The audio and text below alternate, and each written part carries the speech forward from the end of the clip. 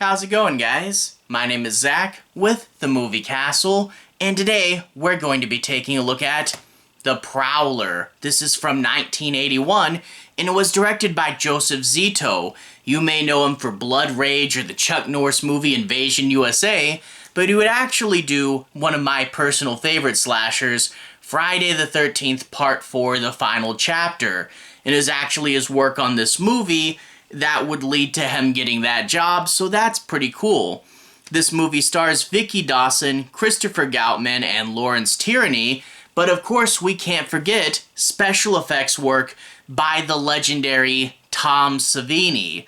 That's really cool, and he would actually, Joseph Zito would bring him with him to the Friday the 13th franchise, which would lead to his return in Part 4, which is always super great. Now, this movie is definitely a cult classic. It got buried a little bit when it first came out. There were several horror movies, and in particular several slashers in 1981, and there were bigger and louder films that, yeah, definitely overshadowed this one. But this one is a true one-movie slasher. No sequels, not even a remake, and there are a few of these that would develop a cult following. Very significantly, another Tom Savini movie, The Burning, would also be a one-slasher cult classic. And if you guys have any more of these, like, true one-slasher movies that you think are really good, definitely let me know. I do think the phenomenon's interesting. But I can see, having watched this, where the cult following comes from, but also why it gets kind of buried. This movie isn't super loud and over the top.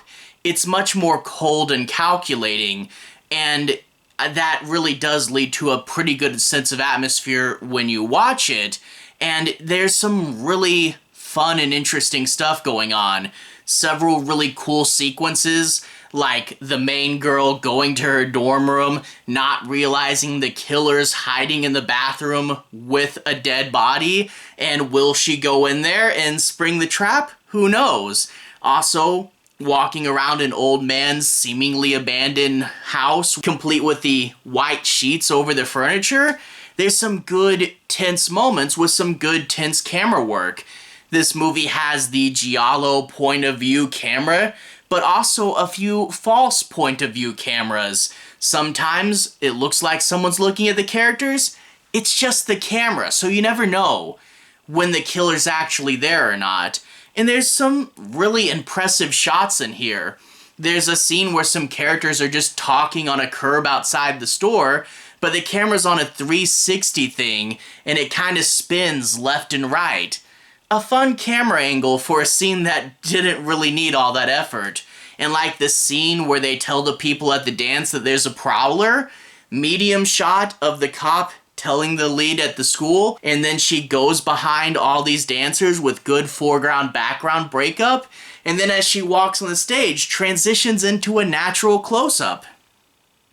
I may be geeking out a little bit, but there's really good camera work and really good tense moments. Now, people sometimes criticize The Prowler for being a little slow, and I definitely get that, but at the same time, that is kind of the point. Dragging out the tension, making sure we have a build-up, and then leading to a pop when we get there, and having these slow, tense moments, then leading to Tom Savini doing great, intense work. And the thing is, the kills here, it's more about the sequence leading up to it, you know, than having some elaborate moment with the actual kill. And even though you're having Savini doing, like, you know, stabs and slashes, he still brings his A game, so that even though these things are simple, they are really brutal. So this isn't the movie where someone gets pushed into a lawnmower or anything, but we still get brutal yet simple moments that I think really encapsulate the feel of this movie very, very well. Although that being said, the final kill goes over the top. You really do like that.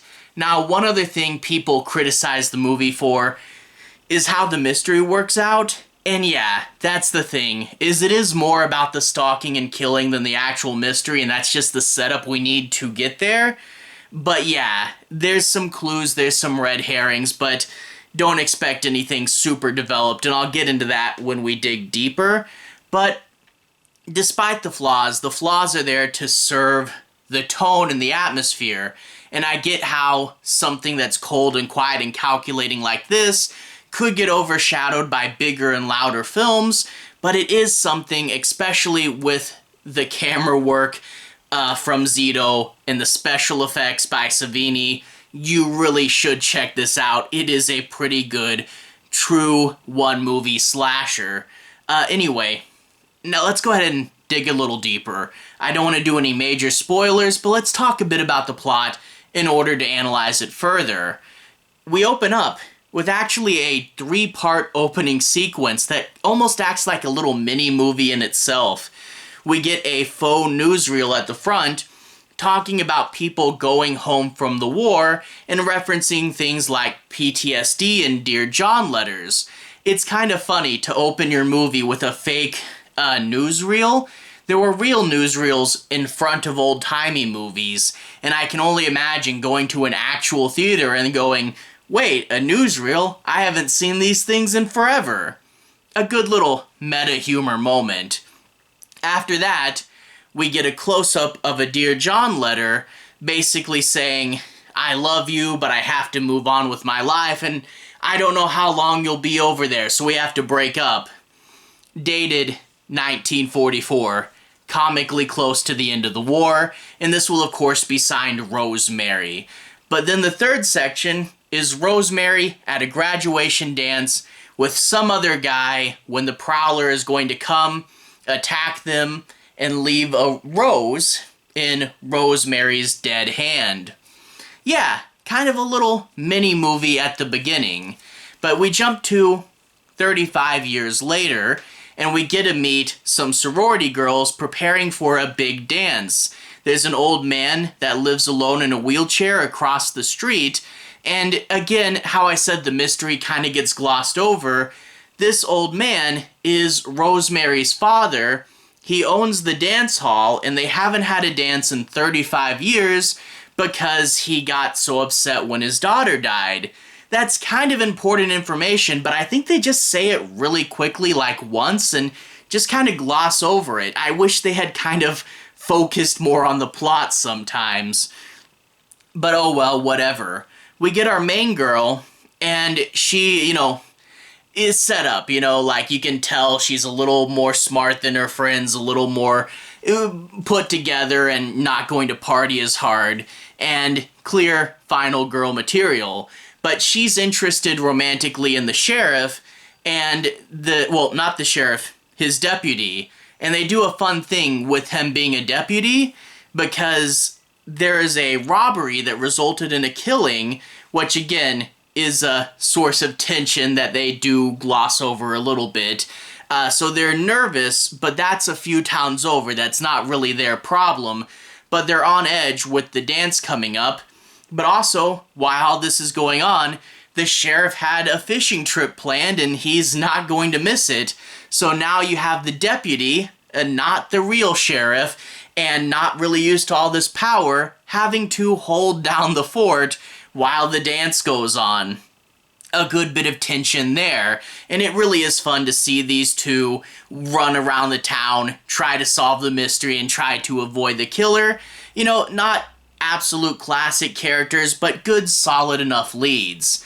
But of course, while the dance is going on, we are going to have the Prowler himself, and we get a good opening to him. We get a montage of him getting ready, strapping up his boots, putting their knives in the holsters, putting a mesh mask on to hide the face, and the army hat.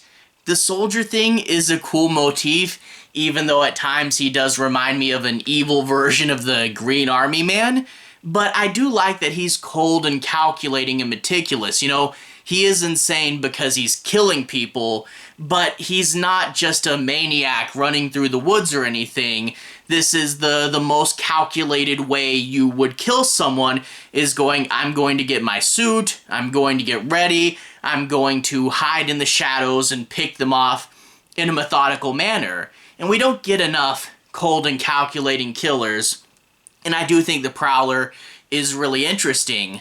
Like the first kill we see him do in the present, he puts his hand over the guy's mouth so he can't scream, and then we lead into a Tom Savini moment. Good moments of tension because we have a good killer that is thinking and planning and not going to make too many mistakes, hiding and stalking in the shadows. And yeah, this will lead to some really good kills, really fun sequences told through really good camera work. I don't want to go too far in the plot and talk about too much, but the one thing though, like I said earlier, that mystery, we do get some red herrings, you know?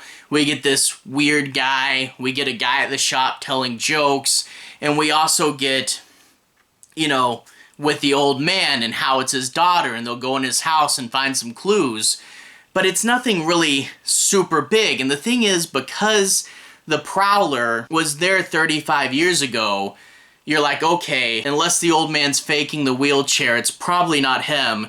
But even then, he's still really old.